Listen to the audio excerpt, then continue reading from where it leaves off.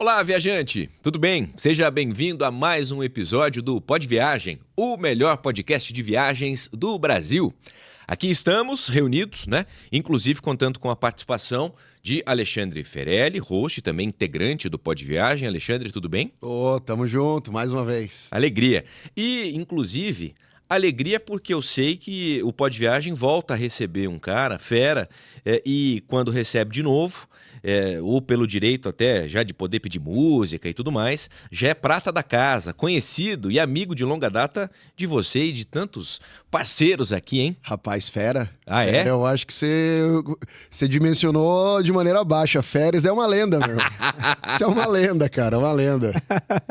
Guilherme Patilani. Que sorte que eu não vim falar de comunicação, né? Pelo amor de Deus, cara. Eu ia ter que levantar Com e falar, ou mudo o tema ou eu vou embora agora, né? Que alegria, hein? Alexandre, confesso que já tinha visto, ouvido, e quando eu falei, cara, vou entrevistá-lo, opa, deixa eu fazer a lição de casa aqui, olhar.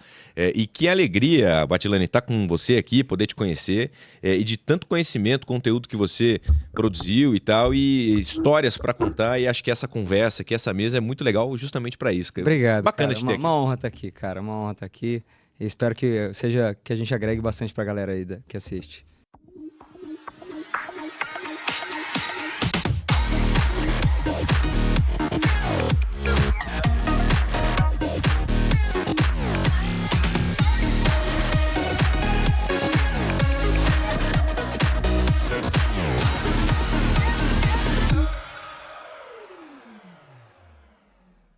Mais uma vez, bem-vindo, meu irmão. Obrigado, uma satisfação meu irmão. ter você Obrigado. aqui. De Balneário Camboriú pra cá. Exatamente, de Balneário Camboriú pra cá, pro mundo, né, meu irmão? Primeira vez conhecer ele em Balneário, né? Piazinho já viajava, já moendo. E detalhe, né? Ele chegou aqui, veio pra cá gravar com a gente, veio de motoca, meu irmão. Né? Então, quando a gente fala aqui no Pod Viagem, quando a gente fala de viagem, né? Não dá pra gente ignorar o fato de que ele veio gravar com a gente viajando na motoca dele. Eu até ia deixar esse assunto pra depois, cara, mas assim, eu já vou abrir, né, de maneira diferente. Como que você começou, ô Batilani, com essa sua paixão pela motoca, cara? Cara, a minha história com a moto é uma história meio engraçada. Eu moro em Maringá até hoje. E os meus pais moram numa cidade vizinha chamada Mandaguaçu. E aí, eu ia de busão ver os meus pais. Eu ia lá no centro. E ônibus é uma coisa muito engraçada. Porque se você chega no horário, ele atrasa 20 minutos. E se você precisa de 30 segundos de você atrasou, ele já foi embora, entendeu? Todo mundo que pegou busão na vida sabe disso. O cara, você chega no horário, você espera, você chega 10 segundos atrasado, ele já foi. E eu ficava meio puto com isso, porque era complicado, aos domingos você ir lá, pegar busão, era 2 horas pra ir, 2 horas pra voltar, uma chatice. E um belo dia meu pai pegou uma moto bis, num rolo assim, de um cara que não conseguiu pagar ele, falou, dá essa moto aí, a gente pegou a moto, meu pai falou, tô com essa moto aqui na garagem, não tem nem o que fazer com ela, eu falei, dá ela aqui que eu pelo menos não fico andando de busão. E eu sempre fui muito inconsequente, cara. Eu andei muito a cavalo quando eu era criança. Eu pegava a bicicleta, eu queria saber que altura que aquela bicicleta conseguia rampar, entendeu? Eu sempre fui muito inconsequente. E eu, no 3º quilômetro de bis, eu pensei, e se eu deitar? Muito bom. Será que ela vai mais rápido? E aí eu dando tudo da bis ali, que dava lá mais ou menos uns 90 km por hora, né? Caramba, esticou. Eu passei por um cara e o cara ligou pro meu pai e falou assim, ô Tuti, aquela bis que você pegou no rolo, você deu pro teu moleque? E aí meu pai falou, dele, tá indo pra Maringá com ela. Ele falou, pois ele passou deitado aqui. Por mim agora. Aí meu pai brincou, falou, traz a bis de volta que você não vai ficar andando de moto, não. Pô, passou um tempo... Ele me liga de novo e falou, cara, outro cara não conseguiu me pagar, eu preciso buscar a moto dele de novo. Eu achei que era, sei lá, outra bis ou uma CGzinha 125, né? Aí eu fui lá, era numa fazenda, era um barracão assim, a hora que o cara abriu, era uma moto alta, que eu nunca tinha andado na vida, era uma BMW GS 310. E eu fiquei tipo, eita, cara, será? Eu acabei de ganhar essa moto, é sério isso e tal? Fiquei muito feliz. Catei a moto e já saí andando já fui pra Maringá com a moto. Isso foi que ano? Isso foi 2022, 2023, por aí. E aí, eu não tinha nenhum equipamento, absolutamente nenhum equipamento. Tinha um capacete de Harley Davidson que eu tinha lá em casa, sem nada aqui. E eu peguei e falei, cara, eu quero botar essa moto na estrada. Por que eu não vou pra Florianópolis hoje? E aí eu lembro que tava frio, era inverno. E eu fui só com jaqueta do corpo mesmo e o capacete que não tinha proteção daqui pra baixo. E, cara, eu fui tremendo de Curitiba a Florianópolis. Tipo, sei lá, tava uns 6, 7 graus no máximo. Tinha nenhuma proteção na mão, nem nada. Foi a pior viagem da minha vida inteira. E na volta, o Christian, um amigo meu de Paranavaí, me chamou pra viajar com ele. Ele tinha a GS 1250, que é a moto que eu tenho hoje. Aí a hora que eu fui viajar com o Christian, eu olhava pra moto dele e eu ficava assim, sabe, encantado. A moto, apaixonado pela moto dele. Eu fiz a viagem inteira, cortando o giro pra tentar acompanhar a moto dele. E aí viajamos junto. No que eu voltei, eu comprei aquela Tiger, a da Triumph, a 900. Sim, a 900. Aí eu fiz uma viagem com essa Tiger e fui pra BH trabalhar. No meio da minha viagem, me ligam e falam, ó, meteram uma arma na cara do seu pai e da sua mãe aqui e levaram tua moto. Que? Meus pais foram passear de moto. E aí, na saída de casa, meteram uma arma na cara deles e levaram minha moto embora. Aí meu pai falou zoando, né? Vamos chorar na BMW. Vamos lá buscar uma GS 1250 pra gente. E aí comprei a 1250 e, sei lá, em 7 meses eu rodei 20 mil quilômetros com a moto, cara. Sou fanático, assim. Sobrou uma tarde. E passear de moto pra mim, eu não brinco de 20 quilômetros, entendeu? Se é pra andar de moto, eu gosto de andar 300, 400 Não, quilômetros. eu fico vendo, cara, as suas publicações, inclusive quando ele tava vindo pra cá, eu falei assim, cara, falou assim, não, eu saio daqui meio-dia, chego aí umas 3h30, 4 horas. Eu falei, vai vir de helicóptero, cara? Assim, falei, cara, vem com calma, não, vai de boa, entendeu? Vai de boa, pra você ter mais viagens, né? Qual que foi o maior trecho, cara, que você já percorreu de moto? Cara, em um único dia foi Maringá-Floripa mesmo, dá, sei lá, 800 quilômetros. 800. Assim, É um bom trecho. Eu fiz 2 paradas, né? 2 postos ali, nem almoço, não faço nada, cara. Eu gosto de... Porque quando você não come, você fica mais alerta, né? Sim. Então eu gosto de não comer nas viagens. Pego no máximo, sei lá, um salgadinho aí, água só e vai embora, entendeu? Quanto mais alerta, quanto maior a sua fome, mais alerta você fica, né? Sim. E aí, essas motos dá pra você... Geralmente as pessoas andam ali 400, 500 por dia, né?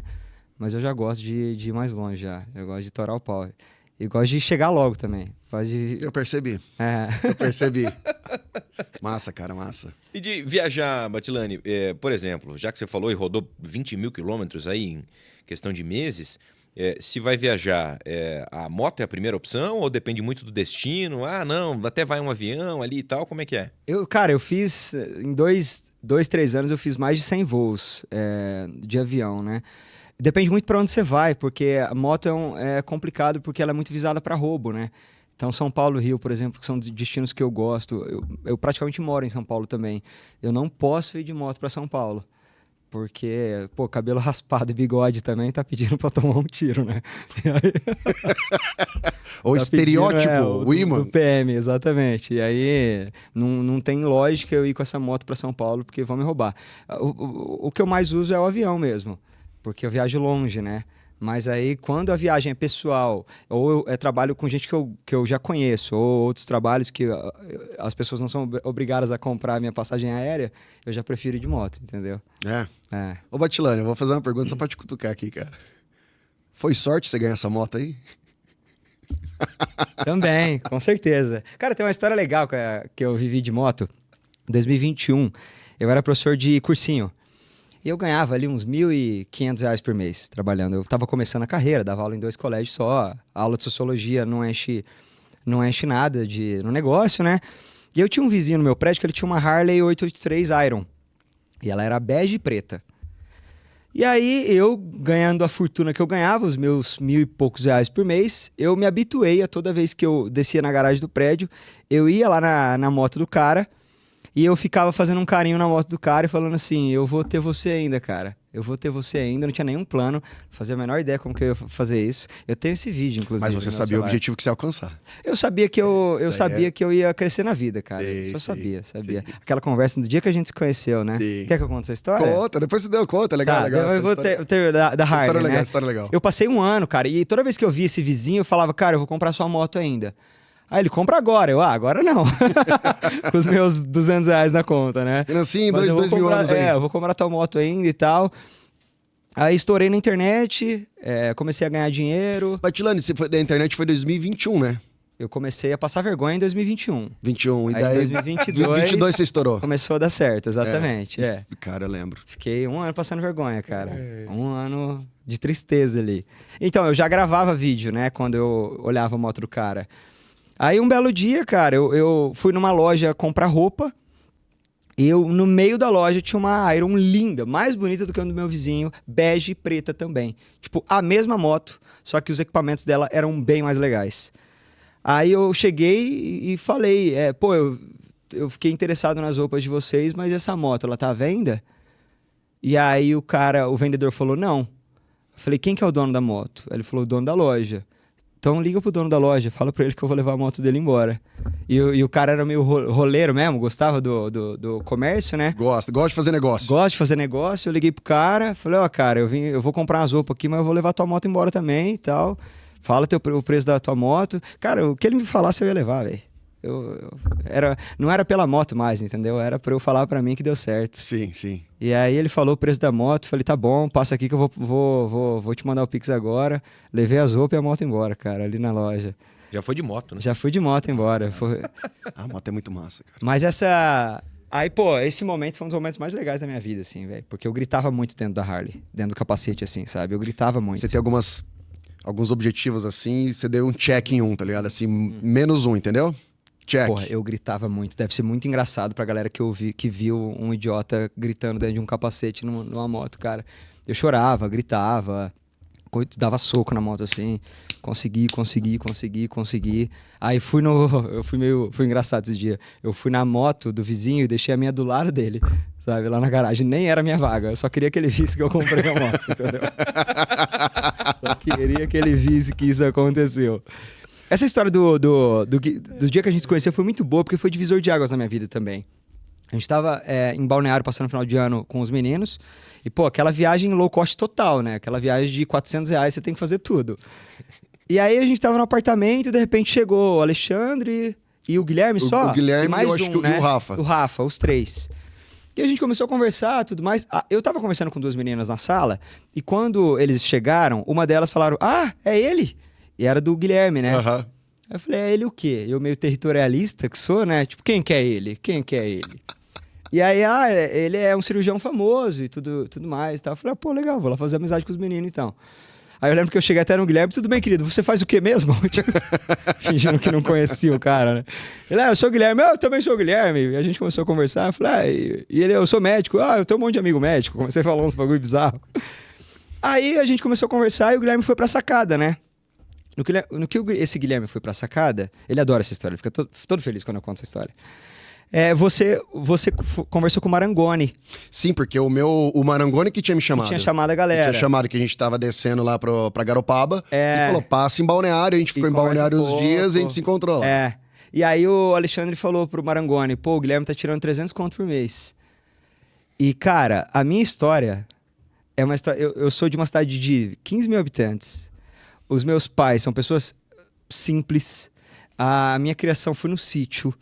E a pessoa mais rica que eu tinha acesso era, tipo, um juiz que era nosso vizinho que ganhava 30 mil reais, entendeu? Era completamente inconcebível pra mim um ser humano ganhar mais de 100 mil reais por mês. Inconcebível. Tipo, pra mim, isso era uma mentira ou não existe Ou isso. é um ET, cara, tá ligado? E aí era 300 mil, não era 100 mil. E eu fiquei muito travado com aquilo. Eu falei, oi? Aí o Alexandre, tipo, numa naturalidade, 300 mil por mês. Eu falei, amigo, ninguém ganha 300 mil reais por mês. Aí ele falou, não, aquele cara ganha. Aí eu falei, o que esse cara faz? Aí ele falou assim, ele é cirurgião. Eu falei, não, mas médicos não ganham 300 mil reais. Aí ele falou assim, não, aquele é famoso no Instagram. Aí eu olhei pro Alexandre e falei assim, eu vou fazer isso então. Ele falou bem isso? Não, eu quero abrir só uma aspas aqui. Eu quero ganhar 300 mil. Eu quero abrir uma aspas, também. porque você pensa que foi um papo normal. Mas assim, o que eu achei interessante, cara, o que me chamou a atenção nesse moleque aí foi a capacidade dele em conversar, a capacidade de comunicação dele e a decisão, cara. Não, se o cara tipo fez... assim, você chegou e falou assim, cara, eu vou... Hoje eu sou mais esclarecido, né? Eu sei que a decisão ela não é inteligente, apesar de ter funcionado. Sim. Mas pra mim, que era assim, Que conta que eu fiz? O Guilherme, o Guilherme e o Alexandre são exatamente 10 anos mais velhos do que eu. Aí eu pensei, que idade que aquele cara tem? Aí você falou 34, né? Na época era 34 ou 35. Aí eu falei, eu tenho 24, ele tem 34. Então eu tenho 10 anos a mais de tempo do que ele pra tentar. Se ele com, sei lá, 3 anos de internet conseguiu ganhar 300 mil, eu tenho 13 anos de internet pra ganhar 300 mil. Então eu tenho muito mais tempo que esse cara. Mas vamos lá. Eu era professor de cursinho. No melhor dos mundos, eu ia encher a minha agenda com 5 colégios, eu ia dar 15 aulas por dia e eu ia ganhar 18, 20 mil reais. No melhor dos mundos, comigo sendo escravo da minha profissão. Tá? Eu não ia fazer mais nada da minha vida que não seja dar aula o dia inteiro e montar aula a noite inteira. Eu falei, cara, é uma possibilidade que eu nunca tive acesso. O acesso é uma coisa muito importante, né? A galera fala, tem gente que não é ambiciosa. Não, tem gente que não tem acesso. Aí como que você vai ter ambição se você não tem acesso ao mecanismo básico, que é alguém te mostrar que isso é uma realidade às vezes distante, mas também possível. E aí eu falei, cara, eu vou fazer... Cara, eu voltei de Balneário, deu 1 mês eu tava postando vídeo na internet. E aí a minha meta, eu entrava no Insta do Gui, ele tinha 500 mil seguidores. E eu falava, eu vou passar esse cara. Deu 30 mil, o Guilherme me mandou mensagem. O Guilherme falou assim, mano, você vai ser maior que eu, tá? Ele mandou. Mandou. Aí eu falei, será? Cara, eu só contei essa história pro Gui, que ele é um ponto-chave nessa trajetória, depois que eu passei ele. Aí eu passei ele foi lá em casa, eu falei, vem cá que eu tenho uma história pra te contar. Aí, enfim, acabou dando muito certo. Lógico, poderia ter dado errado, né? As chances eram... sei lá, de 100 vidas ali, uma vida poderia dar certo e graças a Deus foi essa que eu tô vivo. E eu até ia comentar isso, cara, porque foi assim, ô João, eu lembro que foi do nada, cara. A gente tinha conversado, inclusive, depois a gente foi pra Beira-Mar, trocamos ideia de tudo. E assim, falei, cara, a capacidade de comunicação dele eu achei bem bizarra, assim, né? Convencimento, cara. Se ele falasse assim, cara, a noite aqui fica verde, eu ia falar, rapaz, pra não ficar faz verde sentido, mesmo. mas talvez fique. Verdade, cara, verdade. E daí você falou do projeto, tal, falou que ia fazer.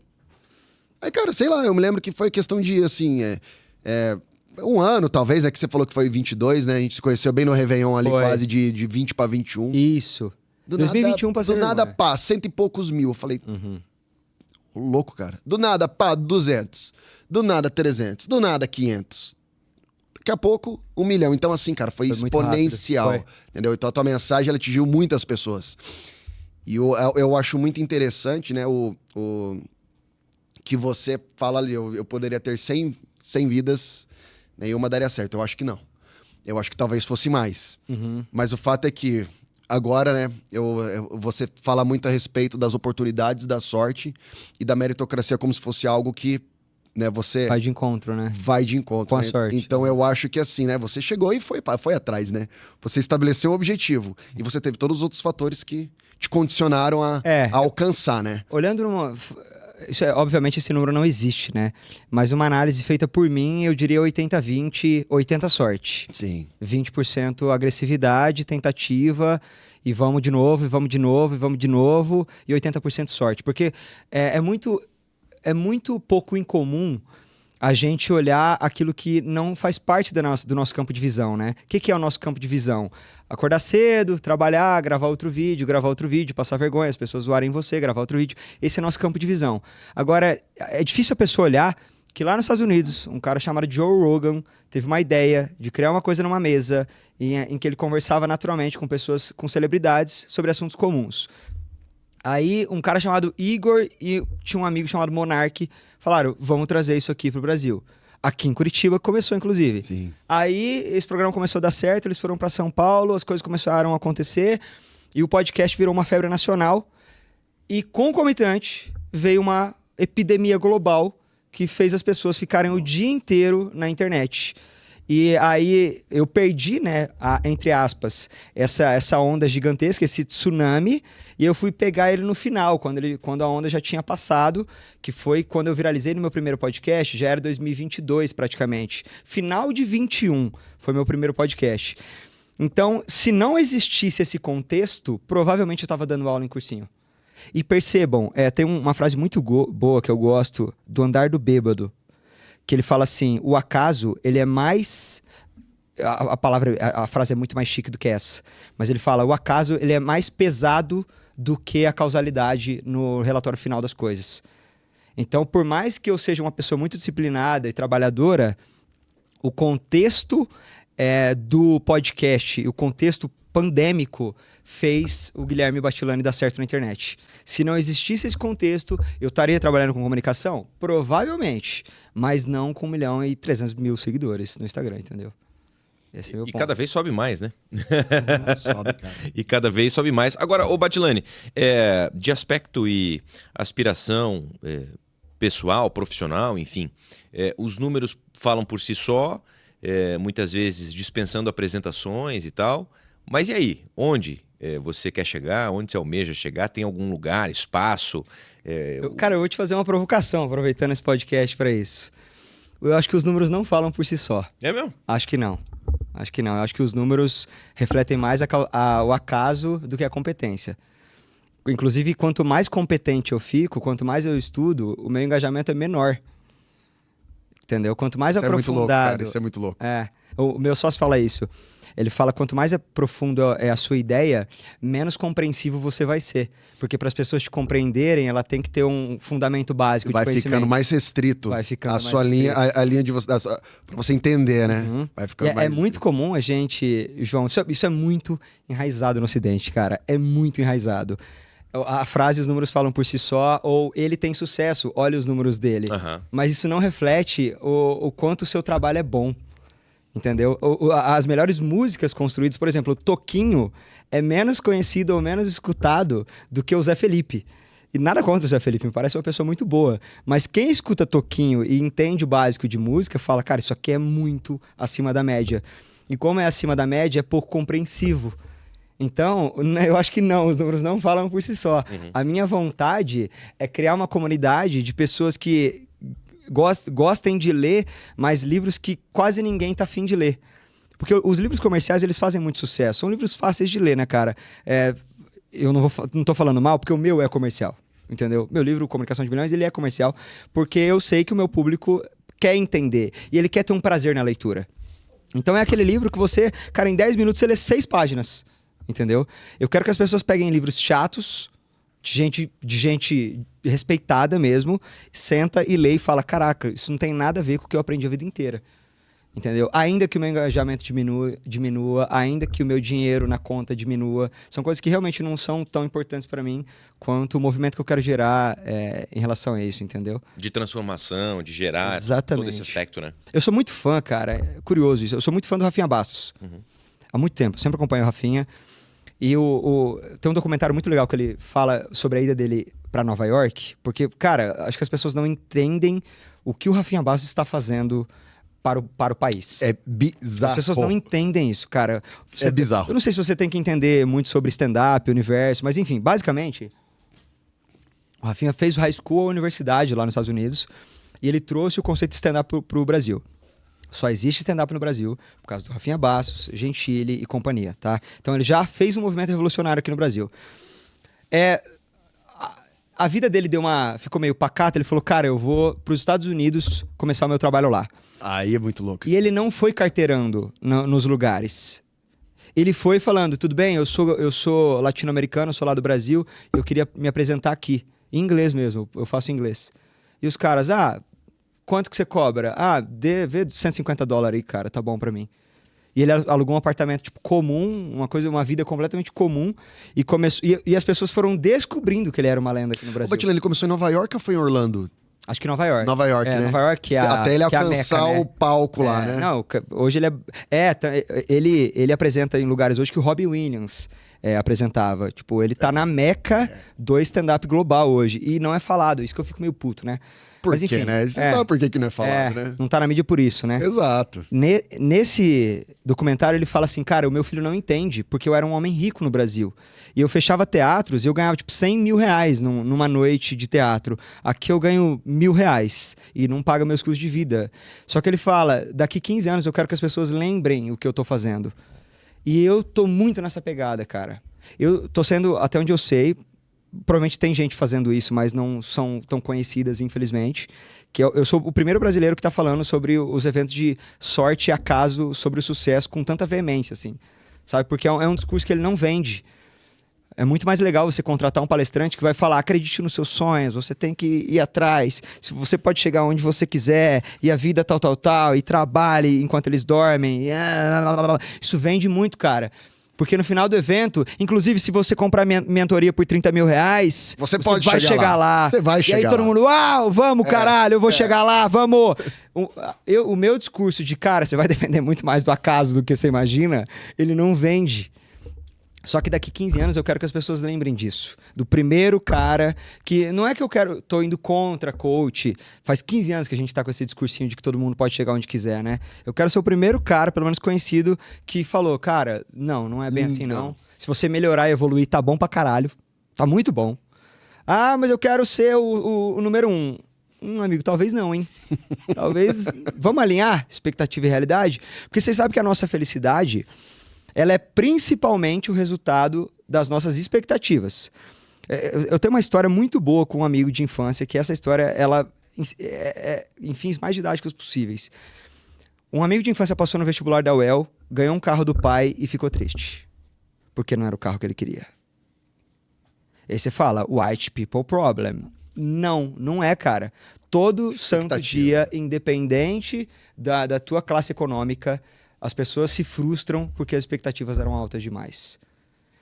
E as chances das suas expectativas serem correspondidas, principalmente se for um nível muito alto, é muito baixo. Tem um exemplo muito curioso que eu gosto de citar. Isso foi escrito por mim, então acho mais...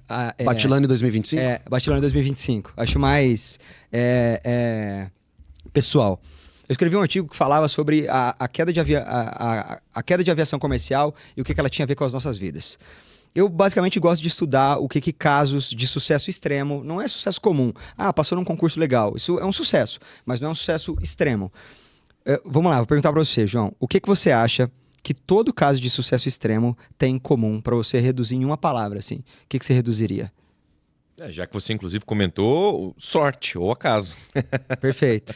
Eu falo, todo caso perfeito de extremo em comum é que eles são raros. São eventos muito raros. E aí, por que eu escrevi isso, né? De 2007 a 2024, chuta quantos aviões comerciais caíram no Brasil? 4, 5? Chuta. Ah, você é do meio? Sou do meio, mas vamos lá. 7 a 2024. 2007. Caíram? Caíram. No Brasil. Ou qualquer incidente aéreo? Queda de avião comercial no Brasil de 2007 a 2024. Quantos caíram? Em torno de uns 30? Nenhum caiu, cara. Comercial? Comercial. Privado cai 1 a cada 2 dias. Entendi. Privado caiu 150 no passado. Entendi, sim. Comercial, de 2007 a 2024, não caiu nenhum avião no Brasil. Em 2007 a gente teve 2, né? Aquele que o jatinho da Legacy cortou da Gol, sim, caiu no meio do mato. E teve o de Congonhas, que não conseguiu frear, o da TAM. Exatamente. Exatamente. E aí o último foi aquele ATR que caiu aqui no interior de São Paulo, saída de Cascavel. Isso, que congelou a asa. Isso, exatamente. De 2007 a 2024, a gente teve uma média de 1,6 bilhão de passageiros. Tá? A chance de você ganhar na loteria, João, quando você aposta, é de 1 em 50 milhões. Ou seja, numa matemática de padeiro, existe 32 vezes mais chances de você ganhar na loteria do que você ter morrido numa queda de avião no Brasil de 2007 a 2024. Tá? Aí, toda vez que cai um avião, a gente pega a caixa preta e a gente começa a desenhar... Confabular que o acidente poderia ter sido evitado, né? O piloto dormiu pouco naquele dia, a pista estava escorregadia, choveu no dia, e a gente começa a confabular, né? A gente chama isso de... Os buracos do queijo vão se alinhando. Perfeito. Os buracos do queijo suíço, né? Exatamente. Você corta 100 fatias de queijo suíço, você alinha todos eles e tem que passar num buraco. Qual que é a chance? É zero, praticamente, né? É zero. E aí a gente pega e a gente fala, porra, poderia ter sido evitado. E aí eu digo, não podia ter sido evitado. Por que não podia? Se a gente isola esses eventos, eles são eventos completamente triviais. Ah, o piloto dormiu pouco no dia. Uau, nossa, que grande acontecimento, o piloto dormiu pouco. Ah, o sensor do bico de gelo da asa não estava funcionando tão bem. Cara, se você não pegou gelo lá em cima, você não sabe que não está funcionando tão bem. Quantos voos esse avião fez com o sensor não funcionando? E você isola, você percebe que são acontecimentos triviais. Só que eles se alinharam e gerou um acontecimento muito raro chamado tragédia de aviação. Sucesso é a mesma lógica. São acertos triviais que se alinharam para gerar um grande sucesso. E aí, olha que curioso a ideia que eu estou formando. Geralmente a gente atribui o pacote de sucesso a um talento, né? A um talento. A pessoa é muito comunicativa, por exemplo. Só que isso, no relatório final, ele é muito pouco. Seria, eu até identifiquei, seria assim, o talento, aí você, a tua constância... Beleza. Só que, né? Cara, a tua beleza, os seus relacionamentos, o seu contexto... De uma o talento, gigante, ele né? é um queijo. Sim. O talento é um queijo. Sim. Aí vem a estética, aí vem os relacionamentos, aí vem o contexto econômico do país, o país que você nasceu, tudo. Vou dar um exemplo aqui. Se o Marangoni falasse assim, passa aqui, eu falei assim, não vai dar. Será que você estaria aqui agora conversando com a gente? Olha que provavelmente não. Você vê? Eu li um artigo esses dias que falava assim, nenhum evento acontece isoladamente, todo evento acontece anterior a outro evento. E se essa linha de outros eventos, se um deles tivesse sido diferente, você estaria em outro lugar. Você percebe que... vamos lá, vou dar um exemplo. A gente... Era um relatório sobre livre-arbítrio. Era a prova de que livre-arbítrio não existe. Nossa senhora. Legal. Nossa. O cara tá indo longe, demais. É bom, eu gosto. Mas enfim... Você sabe que eu gosto disso. Suponha que você tá andando na rua e uma pessoa te pede uma informação. Aí, onde fica o Batel? Aí você fala, pra lá. Aí ela fala, obrigado. Aí você fala, de nada. E vocês apertam as mãos e cada um vai para um lado. O evento você apertou a mão dela, tá? Por que você apertou a mão dela? Porque você deu uma informação útil. Por que você deu uma informação útil? Porque ela pediu. Por que ela pediu? Porque ela estava perdida. Por que ela estava perdida? Porque ela desceu numa cidade que ela não conhece. Por que ela desceu numa cidade que ela não conhece? Por tal. Por que você encontrou ela? Porque você estava naquela esquina. Por que você estava naquela esquina? Porque você estava indo para a padaria. Por que você estava indo para a padaria? Porque eu precisava tomar um café. E aí você vai afastando. E você percebe que a gente só reage às situações. Aí você me fala, não, Gui, eu tenho livre-arbítrio de escolher sim. Não sei. Vou dar um outro exemplo para vocês. Se eu chegar em você agora e falar assim, cara, eu tenho 2 sorvetes aqui, de chocolate e de limão. Qual que você prefere? Chocolate. O de chocolate. Por que você prefere de chocolate? Porque você gosta mais de chocolate, tá? Você concorda comigo que se eu falar assim, não, eu preciso que você queira e deseje mais o de limão. Você concorda que você pode até pegar o de limão, mas você não controla o seu desejo. O seu desejo ainda vai continuar sendo o de chocolate. Concorda comigo? Sim, perfeito. Então a gente controla a decisão, mas não controla o desejo. Você concorda que as nossas decisões são baseadas no nosso desejo? Sim. Aí você diz pra mim, Gui, eu tenho livre-arbítrio sim. Quando eu levanto e vou pra academia num dia que eu não quero treinar, eu estou provando pra você que eu reajo ainda que eu não queira. Não sei te dizer. Por quê?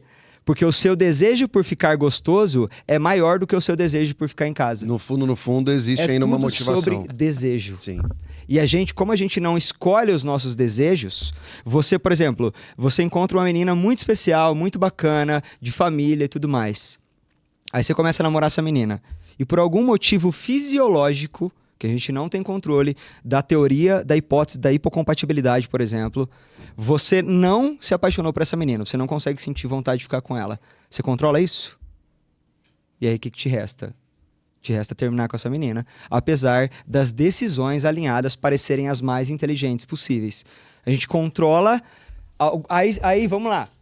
Você fala assim, não, eu vou te provar que eu tenho livre-arbítrio e vou escolher o de limão. Aí eu te digo, o seu desejo de provar que eu estava errado é maior do que o seu desejo de comer o de chocolate. Com certeza, isso daí vou dar um exemplo aqui. O cara, ele quer viajar pro exterior. Viagem, né? Óbvio que eu ia falar. Só que para ele viajar pro exterior, para onde ele quer ir, por exemplo, ele vai ter que dobrar o número de plantões dele que ele tira no mês, algo que ele não queria. Mas qual que é o desejo dele final? Alcançar, viajar. Aí ele faz. Então ele faz. O desejo é maior. O desejo é maior. É sempre sobre o desejo. Sim. Entendeu? E a gente não Cara, isso é perigoso falar isso. É perigoso, cara. Não é um negócio bom. Porque você vai falar, Gui, então solta todo mundo da cadeia, então, pô.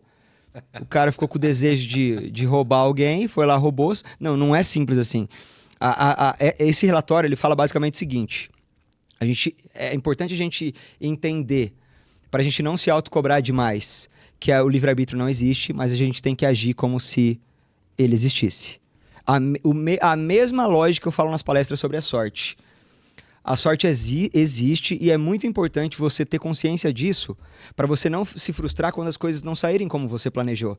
Porque você não controla todos os eventos. Se você não controla todos os eventos, trabalhe naquilo que você controle e deixa o resto acontecer. É importante você saber que a sorte existe para você não ser triste, mas você tem que trabalhar como se ela não existisse. Você acha que criar expectativa é um problema? Inclusive eu lembro, quando era mais novo, uma frase que é memorável: expectativa é a mãe da merda. Né? Essa frase porque você cria expectativa e a depender do momento, do acaso, da sorte, da decisão, do desejo, do livre-arbítrio, enfim, e da circunstância, quanto mais você cria, maior vai ser a tua decepção. Exatamente. E principalmente se ela for desalinhada com as possibilidades da realidade. E como a gente tem acesso às redes sociais o tempo todo hoje, e a gente acessa pessoas que não tem nada a ver com a nossa realidade, a gente começa a criar expectativas baseadas na realidade do outro. Comparação o tempo todo. Absolutamente, cara. Absolutamente. E aí, antigamente, a gente se comparava com a nossa realidade de fato. A menina mais bonita que você tinha visto era a menina da faculdade ou a menina da sua rua. Então você não desejava uma subcelebridade ou uma celebridade, porque você só acessava aquilo que você assistia. Tem um livro muito bom que chama O Silêncio dos Inocentes. Quem não assistiu, amigo, você não faz ideia o que você está perdendo. Clássico dos clássicos. No final do filme, o Dr. Leiter, ele fala assim, o Buffalo Bill, que é o assassino do filme, ele está próximo às vítimas. E eu lembro que as pessoas que estavam interrogando se perguntaram por quê. E aí a frase épica do filme é: a gente só deseja aquilo que a gente vê. Entendeu? Se você não assiste, se você não vê o que os olhos não veem, o coração não sente, é uma frase científica muito boa. De fato, se você não vir aquilo, você não vai desejar aquilo. Então, essa frase, como a gente assiste outras realidades o dia inteiro, a gente está começando a acreditar que aquilo também pode pertencer à nossa realidade. E porque elas falam também. Arrumando treta com uma galera que gosta de mim, cara, eu acho meio criminoso você falar para as pessoas que elas podem ter tua realidade. Sério. É porque é uma probabilidade tão ínfima, cara. Que daí o cara sai... As pessoas, eles deixam de falar pra você que você vai tentar trabalhar no campo da sorte, mas que será um campo meritocrático, que não é verdade, né? Não. E a gente tava conversando outro dia até a respeito disso. Como é que tá sendo, já que você falou aí do público, do seu entorno? Porque a partir do momento que você se torna uma pessoa... totalmente irrelevante no contexto social que você está inserido, né? Todos os podcasts que você vai, todas as celebridades que você começa a estar inserido nesse contexto, sendo que a cultura ocidental ela é uma cultura meritocrática total, cara. Total, entendeu? Como é que tá sendo, cara? Assim, a reação deles, eles chegarem assim, ouvir isso pra você e falar assim, caramba, cara. Pô, ninguém tá entendendo nada, cara. Então. Eu meti sorte no PrimoCast, velho. Então. É o podcast mais... Vamos falar sobre trajetória de sucesso do mundo. Eu fui lá e meti, não, isso aí é pura sorte. Os caras ficaram malucos comigo, velho. Só que aí que tá, eu embasei, né? Eu falei, cara, são 3 livros clássicos. Cara, Rápido e Devagar é um livro que o Kahneman, né? Ele faleceu, acho que ano passado ou retrasado. Ele é um psicólogo que ganhou o Nobel da Economia, pra vocês terem uma ideia, porque ele explicou sobre o sistema de pensamento humano, né? E o quanto os economistas são muito bons em dar pitaco, né? A gente estava conversando ontem, né? Enfim, deixa eu ir por como diria, como faz a Elise Matsunaga, vamos por partes, né? A gente tem a versão brasileira, na verdade. Rápido e Devagar, A Lógica do Cisne Negro e O Andar do Bêbado. São, livros muito clássicos. Rápido e Devagar, o Kahneman ganhou o Nobel da Economia, até onde eu vi, todos os livros sérios que eu já li, todos eles citaram Kahneman. Todos citam Daniel Kahneman, velho, com Rápido e Devagar. Porque o cara é um clássico dos clássicos. Eu não sei se alguém vai derrubar a ciência desse cara comigo em vida. Aí veio o Taleb, que era um fã, inclusive os dois se citam, tá? Muito legal isso. o Rápido e Devagar Sem Encontrar, de acordo com o Taleb, veio o Taleb e falou, cara, o melhor economista que você conhece sabe tanto sobre o futuro da economia quanto um taxista. Ele é economista, ele é fudido, ele é um matemático fudido, esse Taleb trabalhou em Wall Street, e ele fez um livro chamado A Lógica do Cisne Negro, onde ele explica o quanto os eventos raros e imprevisíveis mudam completamente a nossa realidade, e como eles são completamente imprevisíveis, a gente não consegue prever o futuro. E o Andar do Bêbado, clássico também, mostra o quanto o acaso determina as nossas vidas, né? Não é um livro sobre finais de semanas bêbado, ele explica matematicamente, numericamente, quanto o acaso determina a nossa vida. Então não tem como você fugir disso. Por que eu tava falando isso, né? Eu tava tendo um debate com um amigo esses dias, e ele falou uma frase que eu falei, cara, eu preciso levar isso ao público, velho. Ele falou assim, prova de que as nossas visões são enviesadas, prova de que a gente não consegue analisar todo o contexto geral, é a nossa incapacidade de prever o futuro. Uma, porque o futuro ele é imprevisível. Total, cara, total. E outra, total.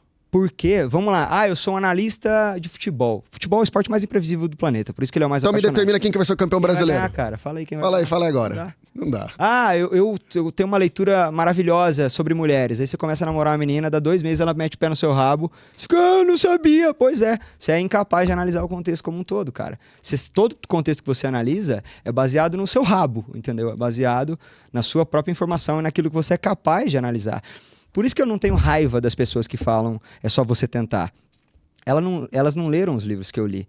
Às vezes falta a elas o conteúdo sobre o quanto o acaso influenciou e esse olhar mesmo. Tem uma pesquisa muito legal feita nos Estados Unidos que pegaram, milhares de casais assim e perguntaram para os homens o quanto que ele achava que a limpeza do apartamento ou da casa era ele que fazia. E mais da metade dos homens falaram que mais da metade da casa era ele que limpava. Só que só 3% das mulheres concordaram com isso. Aí, que lógica que a gente cria em relação a isso, né? Se eu perguntar hipoteticamente para esses caras, cara, o que você faz exatamente, então? Aí o cara vai falar, eu varro a casa 2 vezes por semana, eu limpo o chão. O chão? E quem que limpa os tapetes? Quem que limpa a louça? Quem que limpa o chão tá limpo. Tal. É a janela. Tá limpo, e os móveis. Tá zero. Exatamente. Quem que faz todo o resto? O cara não vai nem saber quem que faz todo o resto. Não sei, tem alguém que entra no meu apartamento à noite e faz, porque minha mulher não faz. Aí que tá, o nome disso é viés egocêntrico. A gente só presta atenção no que a gente faz e não no que o outro faz. Uma das frases que você mais escuta de divorciados é eu fazia tudo por ele e ele nada por mim. Não é isso. É você que não prestava atenção no que ele fazia por você. Você que não prestava atenção nos movimentos que o outro fazia por você. Aqui se dere o seu sucesso. Um outro exemplo clássico. Foi feita uma pesquisa com jogadores de hóquei da América do Norte. E mais de 40% deles nasceram no primeiro trimestre do ano. E 10% nasceram no último trimestre. Ou seja, se você nascer em janeiro, tem 4 vezes mais chance de virar jogador profissional do que o cara que nasceu em dezembro. Aí você fala, por quê? Porque o esporte ele é dividido em ano. O cara que nasceu em janeiro, que foi o meu caso, ele tem 11 meses a mais de vida do que o cara que nasceu em dezembro. Então, quando você é criança e você é quase 1 ano mais velho, você é mais forte, mais desenvolvido, você joga melhor, tem mais tempo de quadra, as pessoas patrocinam mais, você vai crescendo, você vira jogador profissional. O draft no início do ano, pau. Reação em cadeia, cara. Sim. Você começou num contexto favorável, reação em cadeia faz você virar um profissional. Se você nasceu em dezembro, você está num contexto desfavorável e a reação em cadeia vai ser para tirar você do hóquei e não para te colocar lá dentro. Só que se eu perguntar para um jogador de hóquei profissional a que se deve o sucesso dele, o que ele vai me falar? Eu me dediquei. Trabalhei muito, acordei cedo.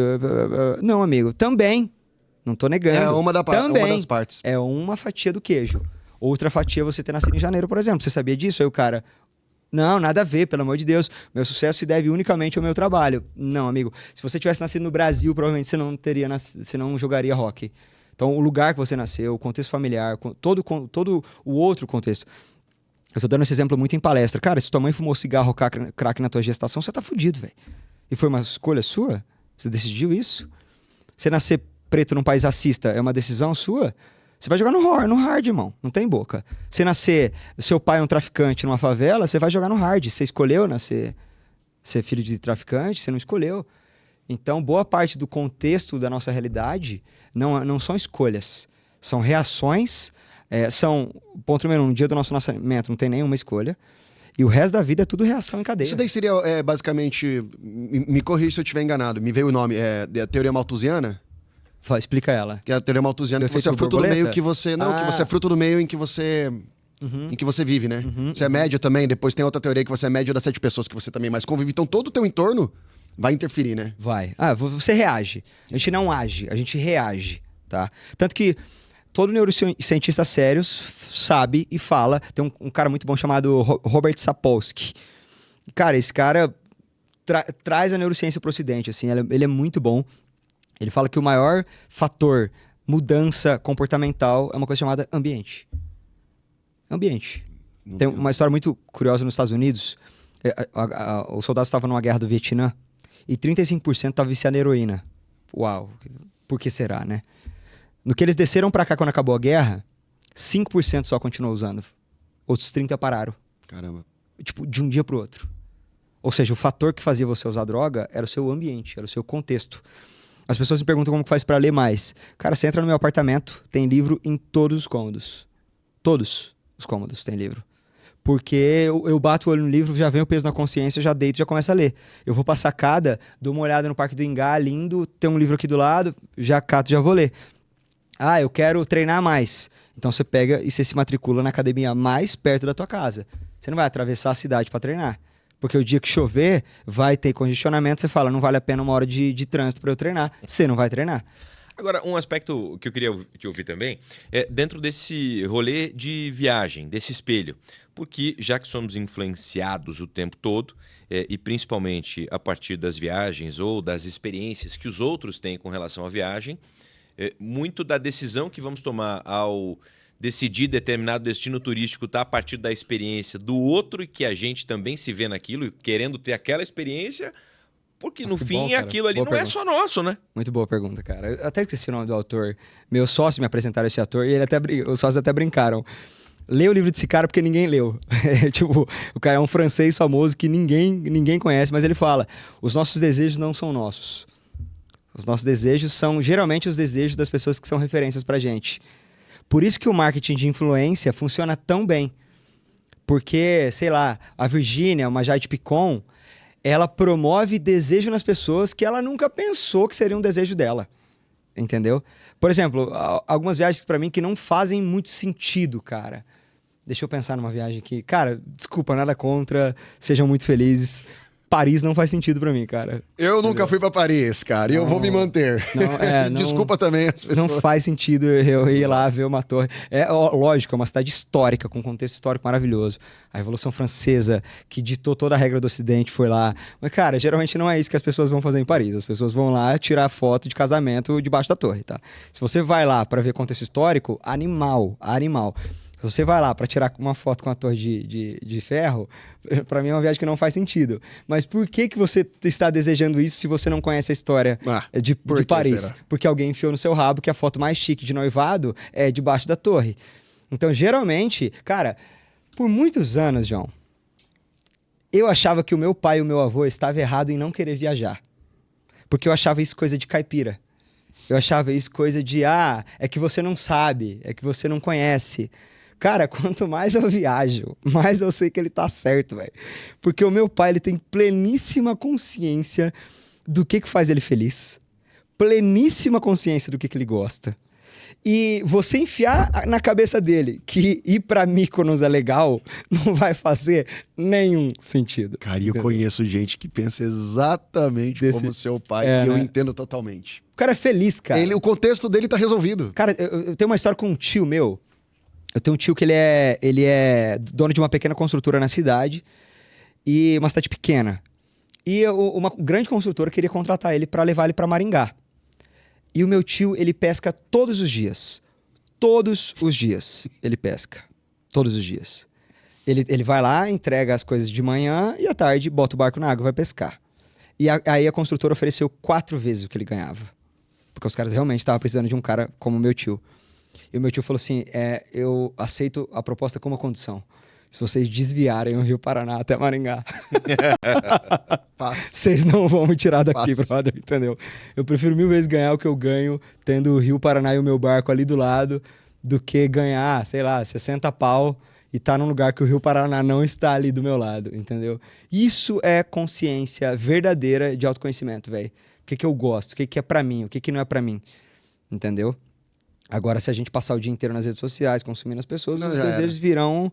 E, cara, você pode me dizer que você é pica, que você é foda, que não. Eu tenho um autoconhecimento profundo, eu não ligo pra isso. Liga, cara. Liga, cara. Não é uma decisão. Não é uma decisão. Estou falando isso o podcast inteiro. Você assiste um conteúdo, aquele conteúdo vai interferir de alguma forma na sua vida. Então, até a música que a gente escolhe muda o nosso humor, muda a nossa perspectiva sobre as coisas, entendeu? Quantas vezes, cara, você põe uma música melancólica, você passa por uma árvore, você vai achar que aquela árvore tá morrendo. Você põe uma música feliz, você passa por uma árvore, você vai achar aquela árvore linda. É o copo meio cheio, meio vazio. É isso, cara. Tudo é sobre... As pessoas que a gente convive são pessoas reclamonas, por exemplo, que nada tá feliz, nada é suficiente, nada é legal. Adivinha o que vai acontecer com você? Você vai ficar igual a ela.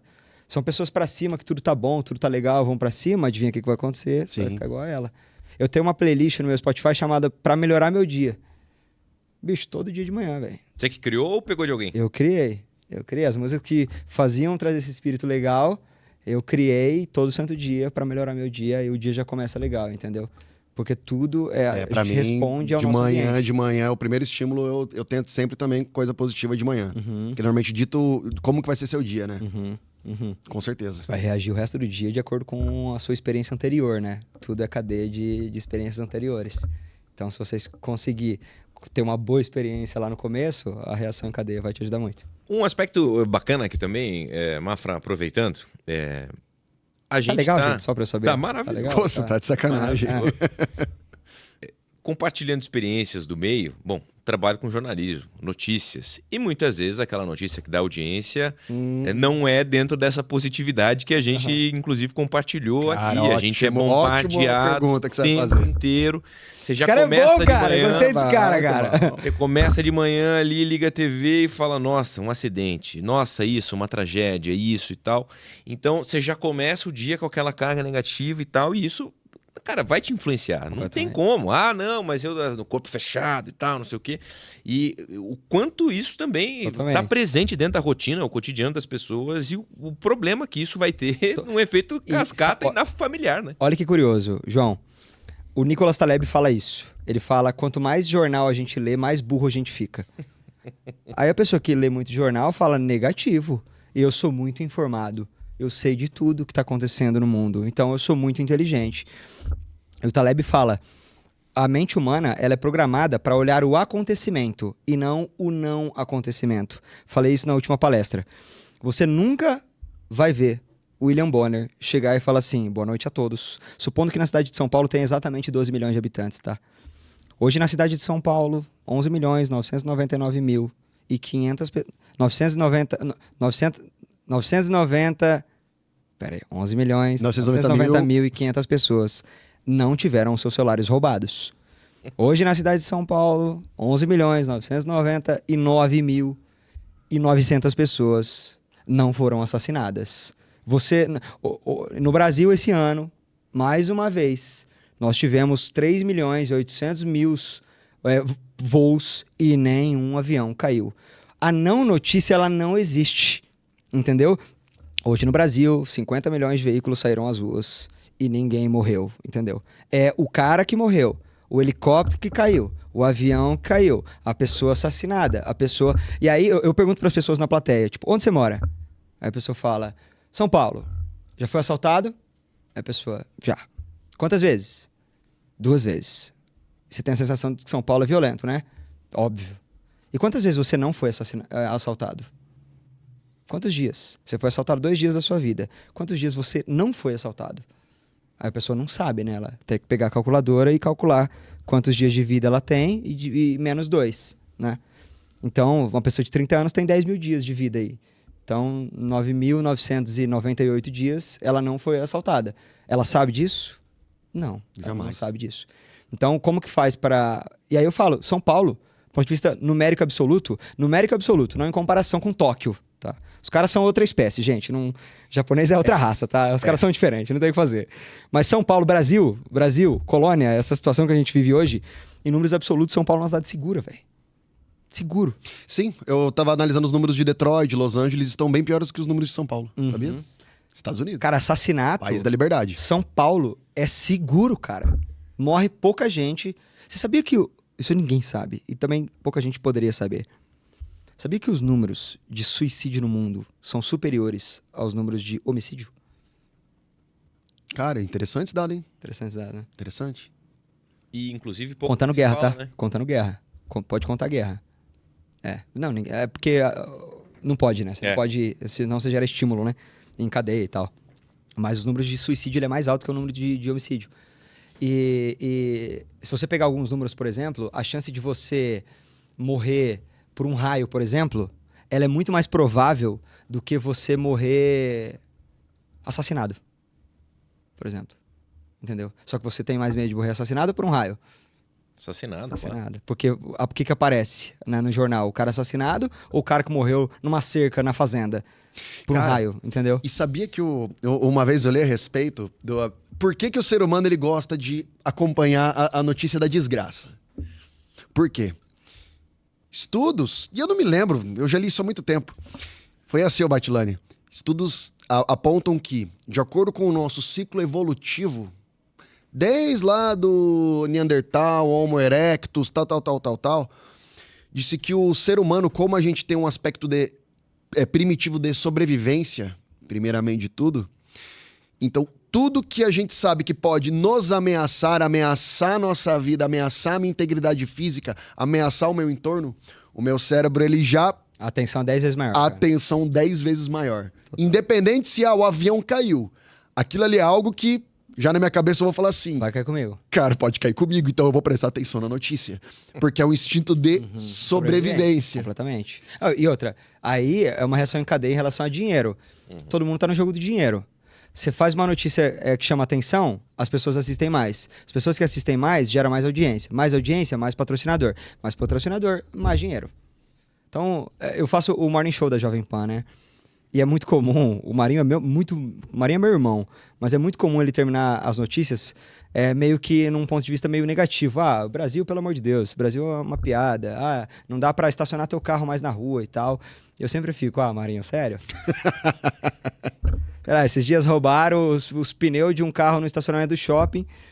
Aí girou notícia e todo mundo... realmente, o Brasil é uma violência. Amigo, quantas pessoas estacionam a porra do carro no shopping e ninguém é roubado, caralho. Foi um puta acontecimento raro, entendeu? A pessoa, eu tive meu celular... A maioria das pessoas que tem o celular roubado em São Paulo, ninguém usa arma, cara. Ninguém usa arma. É o nego ciclista na rua pegando gente desatenta. Tipo, então, isso é violência? Óbvio que isso é violência. Mas é uma violência diferente do ponto de vista jurídico e até real, de o cara meter uma arma na sua cara e falar, me dá seu celular. Tanto que até juridicamente a sua pena vai ser muito menor você passar de bike e pegar o celular de alguém, apesar de ser o mesmo celular, do que você meter uma arma na cara de alguém. Então, por que eu tava falando isso? Porque chama mais atenção mesmo do ponto de vista de sobrevivência, mas em números reais absolutos, não faz sentido. O Brasil hoje tem uma média de 7.500 pousos, dá 3.800 pousos, 3.800 decolagens. Então, 7.500 movimentos aéreos. Cara, isso é muita coisa, velho. Por dia, irmão. Por dia. E aí, às vezes, dá uma arremetida, uau, quase caiu. Que quase caiu, cara? Pelo amor de Deus. Piloto relaxadaço, assim, não vai dar. Acelerou aqui, subiu de novo, entendeu? Não tem... Mas na nossa, lá dentro, a galera lá fora, quase! Que quase? Não tem porra nenhuma, não, entendeu? Ô, Batilani, e também dentro dessa tua análise aí, dá pra entender isso como acaso e sorte também? Completamente. Cara, você cair no acidente aéreo, cara, você foi muito azarado. Isso daí é muito... o cara é muito azarado. Ah, tá. A coisa de ser roubado? Acho que não, cara. Eu acho que aí já é... Também existe o fator sorte. Você pode ser atento 99% do seu tempo e justamente no tempo que você tá meio viajando, passa um cara com... É um somatório de coisas. Às vezes tá no bairro errado, às vezes... Cara, o meu amigo, ele nunca havia sido assaltado em São Paulo. Pisou em Bruxelas, foi assaltado à mão armada, cara. Entendeu? Bélgica, isso 2014. Ele me contou isso, acho que foi em Budapeste que eu encontrei ele. Eu falei, cara, e na época eu falei assim, não, é impossível, cara. Como que você nunca foi assaltado em São Paulo e você pisou em Bruxelas e foi? Ele falou, pois é, mano. Cara, eu já conversei com um carioca que nunca viu nada, velho. Entendeu? Eu já conheci uma pessoa no Rio, tenho 20 anos de Rio de Janeiro e nunca aconteceu nada comigo. Em números absolutos, a gente é burro mesmo, cara. A gente é burro. A gente presta atenção no acontecimento e não no não acontecimento. E o não acontecimento, ele fala muito mais sobre a realidade do que o acontecimento. Essa eu acho que é essa eu vou gravar, cara.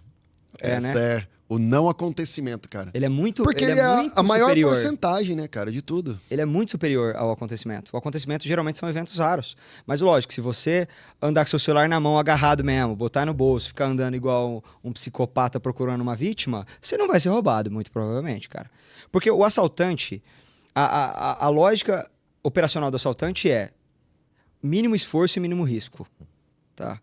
Olhou para uma menina jovem com cara de tonta ou para uma senhora, mínimo esforço e mínimo risco. Olhou para um cara, porte atlético, o cara tem cara de quem corre, o cara tem cara de que pode estar armado. Orelha calejada. Orelha arrebentada. Não vai. Não vai nesse cara. Você não vai nesse. E os caras sabem mais de linguagem corporal do que eu publiquei e-book sobre linguagem corporal, irmão. O cara faz isso o dia inteiro. Entendeu? O dia inteiro. Então, lógico, se você for uma pessoa atenta, é uma impossibilidade você ser assaltado? Não, mas reduz drasticamente as chances. Isso é um fato. Entendeu? Massa, cara, massa. Você vai começar a bater numa bolha aí, né? Já começou a bater, né? Já. Mas é legal, cara, porque é a bolha que eu respeito mais, entendeu? Sim. Quando eu vou falar com uma pessoa, ela fala, a sorte não existe, eu falo, cara... Senta aqui. Vamos parar. Não, vamos parar. Não... Eu posso até tentar, mas se a pessoa continuar insistindo de que tudo é trabalho e mérito, eu falo, cara, a gente não troca a mesma ideia, não. Porque aqui no Brasil nós somos um país muito religioso, né? Então as pessoas atribuem muito a Deus. E, porra, eu acho maravilhoso. Eu acho mais bonito você atribuir a Deus do que sorte, né? Sorte é uma palavra muito vaga. Sorte é uma coisa meio matemática, né? Deus é mais bonito. E eu acho legal as pessoas que falam, cara, Deus me abençoou muito. Então, amigo, é isso que eu tô querendo te dizer. Você é sortudo, entendeu? Sortudo. Cara, eu testei muita coisa. O próprio Silvio Santos, cara. Pouco antes dele morrer, essa entrevista é maravilhosa. Vem aquelas pessoas meritocráticas, chatas, pra um caralho entrevistar ele. Silvio, o que se deve todo o seu sucesso? Ele, cara, eu tive muita sorte. Olha só. Aí, Silvio, mas você trabalhou muito. Ele, sim, mas tipo, todo mundo trabalha muito. A gente tá no Brasil, amigo. Isso aqui é um país de terceiro mundo. Todo mundo aqui trabalha muito. Mas Silvio, suas decisões... Sim, cara, eu tive sorte das minhas decisões, em efeito cadeia, darem certo, entendeu? Mas, cara, você sair de camelô, como é a história que ele conta, para ser dono de uma empresa de televisão, o evento, o fator sorte, ele é 90%, velho. Eu acho que você ainda tá sendo conservador também. Né? Sim, cara. Sim, porque tem o talento, tem a iniciativa, tem... Ó a comunicação desse cara, irmão. Sim. Como que esse cara não tem 3 milhões de seguidores, velho? Sim. Então, é isso que eu olho. Eu falo isso pra todo mundo, cara. A pessoa, mas você se comunica muito bem. Eu falo, cara, se eu andar 3 quadras em São Paulo, eu acho 3 negros melhor do que eu. Ô, Batilano, eu sempre falo assim, cara, imagino tanto jogador de futebol que parou no amador, que não poderia envergar a camiseta da seleção, meu irmão. Só que é um universo que... É um evento, cara, exatamente. E aí você pergunta a história dos jogadores e você vê que é a fatia de queijo suíço alinhado também, cara. Total. Às vezes tem muito jogador extremamente talentoso que o treinador não gosta. Às vezes tem jogador extremamente talentoso que o cara estoura o joelho numa final de Paulistinho, sei lá o nome do campeonato, Paulistão, sub-18. O cara bom, cara talentoso, que tinha um futuro promissor, estourou o joelho e já era, velho, não tem o que fazer mais. O cara nunca pode até voltar, mas nunca mais vai. O cara voa no Brasil, chega lá na Europa às vezes pra jogar o ambiente dele, né? É isso, desanima ele. Desanima o cara, dali nunca mais volta a ser o mesmo. É isso. Que doideira. Então, é muito importante a gente olhar pra esses fatores. Por quê? Por que a gente tá falando tudo isso, né? Pra gente parar de se culpar. Porque é muito comum a gente olhar pra trás e falar assim, eu deveria ter feito diferente, eu deveria ter feito isso. E eu falo pra essa pessoa, cara, no teu contexto e com o conhecimento que você tinha na época, era só essa alternativa que te restava. Não tem como a gente... O Andar do Bêbado tem uma frase que eu adoro, que ele fala assim, depois da onça morta, todo mundo é caçador. Ninguém sabe como é que mata a onça. É só alguém matar, assim, era só ter feito isso. Por que você não fez antes, então? Entendeu? Então, no contexto que você tava, é lógico que eu olho pra trás e falo, cara, se eu tivesse entrado no mercado do podcast ou da internet em 2020, eu tava muito rico hoje. Será? Não tem como, não tem como saber. Não tem como saber. Entendeu? O contexto que eu tinha era aquele. Inclusive, eu comecei a gravar vídeo porque eu falo passar vergonha. Porque eu tinha um tripé de R$50, eu tinha um celular emprestado, que eu não tinha celular, e eu gravava, a luz era do sol. E o lugar que eu gravava era lá na UEM, lá na universidade. Então eu fazia vídeo de comportamento humano limpando minha cara de mosquito, velho. E era o que tinha, amigo, não tinha outra coisa. E aí a imagem de trás não era um podcast bonito, era umas árvores e uns passarinhos voando assim, entendeu? A galera devia pensar, o que esse cara pensa que esse cara tá fazendo, velho? Entendeu? Então naquele contexto era o que eu tinha na época, entendeu? Muito bom. Massa. Já caminhando pro final, Batilani, e dentro do escopo aqui, já que estamos falando de viagem e muito sobre tudo isso, estamos em 2025, julho. Temos aí viagens programadas para onde o Batilani vai e quando você tira férias ou viaja? Viaja mesmo para aproveitar ou não? Tá o tempo inteiro funcionando? Como é que é? Não faço... Cara, tem uma palestra atrás da outra. Final de semana que vem aqui Curitiba, São Paulo, Campo Grande, Cuiabá. Vai longe. BH... Tem uma cidade do Nordeste, Fortaleza. Tem bastante viagem marcada, mas respondendo a tua pergunta, não existe férias a lazer não, cara. Eu imagino. Não. É full time, lógico. Existe o conforto de você poder ir pra academia 2 da tarde, porque você trabalha com digital. Mas como o meu trabalho é a construção de ideias, é full time, velho. Eu falei pro Alexandre ontem, a gente saiu jantar, eu falei, Ale, velho, a minha vida está completamente desequilibrada. Tipo, amor, esquece, esquece, só isso aqui. Viagem, não, só trabalho. Porque não tem como, cara, não existe equilíbrio, né? Se você quer fazer uma coisa muito bem feita, você tem que fazer pouca coisa, né? Tem que abdicar de alguma coisa. E aí, enfim, mas respondendo, só viagem a trabalho por enquanto, cara. É isso? Gostaram do papo? Gostoso, né? Cara, o comunicador... Fugi muito do Pode Viagem. Nunca foge. Não. Nunca foge. Tá tudo relacionado sempre, né? Já é patrimônio, já é patrimônio. Pra mim o que eu tiro, assim, consigo extrair entre vários aspectos, mas isso, principalmente vamos escolher uma viagem, vamos viajar. Tá, mas por que você tá escolhendo aquele destino? Perfeito, né? Perfeito. Será que é o que a gente quer ou que alguém falou pra gente que é o que a gente quer? Porque você viu na rede social, ou porque a viagem de alguém foi maravilhosa, mas não significa que a tua vai ser. E eu até provocaria, faria mais uma provocação. Se você fosse impedido de tirar foto, que viagem que você faria? Acabou, velho. Isso daí é... Isso daí... Cara, você falou tudo, cara. Foi muito bom. Fala assim, ó, cara, você pode fazer uma viagem, só que você não pode publicar, foto. Não pode tirar foto, você vai contar as histórias. Pra onde você vai? Aproveitar a viagem. Com certeza, realmente, esse lugar que você for é o lugar que você vai querer ter a sua experiência pessoal. É isso. Total. Você vai pra um lugar que você verdadeiramente gosta, total, né? Total, cara. Total. É isso. Não, e é tão... Nossa, é tão reflexivo que a gente encerra esse episódio desse jeito. Vamos fechar no auge, né? Vamos fechar no auge, né? Vamos. Se você não pudesse bater foto, fazer vídeo, publicar. Pra onde pode você até viajaria? registrar, pode registrar. Pra você. Mas não pode publicar. Não pode. Pra onde você viajaria? É isso. Esse é o comportamento humano, pode viagem. Guilherme Batilani, obrigado aí pela presença, meu irmão. Porra, é sempre uma honra, cara, conversar com você. Prazerzão. Então, mais uma vez, se você nos acompanhou até aqui, esse foi mais um episódio do Pode Viagem. Se inscreva no nosso canal, deixa o seu like, compartilhe com seus amigos. Esse é o Pode Viagem, o melhor podcast de viagens do Brasil.